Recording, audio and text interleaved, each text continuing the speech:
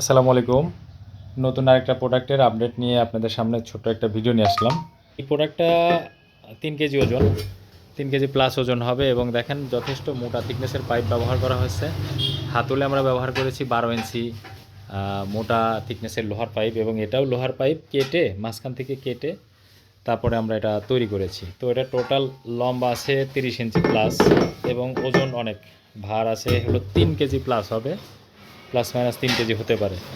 তো এটা আসলে এখন অ্যাভেলেবেল হয়ে গেছে, দেখেন অনেক প্রোডাক্ট রেডি করে ফেলেছি। এই প্রোডাক্টটা এই যে এখানে দেখেন, হ্যাঁ এগুলো সবই সেম প্রোডাক্ট। এই প্রোডাক্টগুলো বেশ কিছু প্রোডাক্ট আমরা রেডি করে ফেলেছি। এটা ইনশাল্লাহ অর্ডার হওয়া মাত্রই আমরা বুকিং শুরু করব।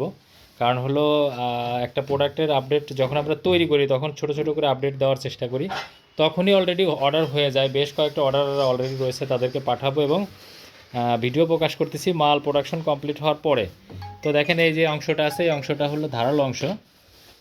এই অংশটা মাটির ভিতরে যদি আপনি প্রেশার দেন তাহলে প্রেশার হয়ে মাটির ভিতরে, এই অংশটা প্রেশার দিলে মাটির মধ্যে ঢুকে যায়। কিভাবে হবে আমি দেখাই।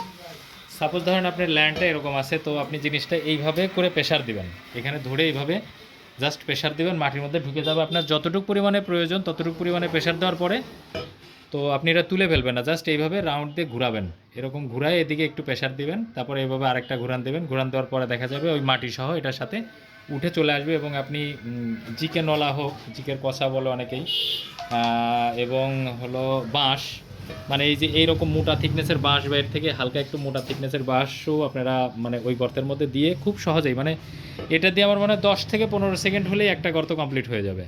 তবে মনে রাখতে হবে এটা কিন্তু যখন আপনি শুকনা মাটিতে করবেন তখন অবশ্যই আপনাকে পানি ব্যবহার করতে হবে।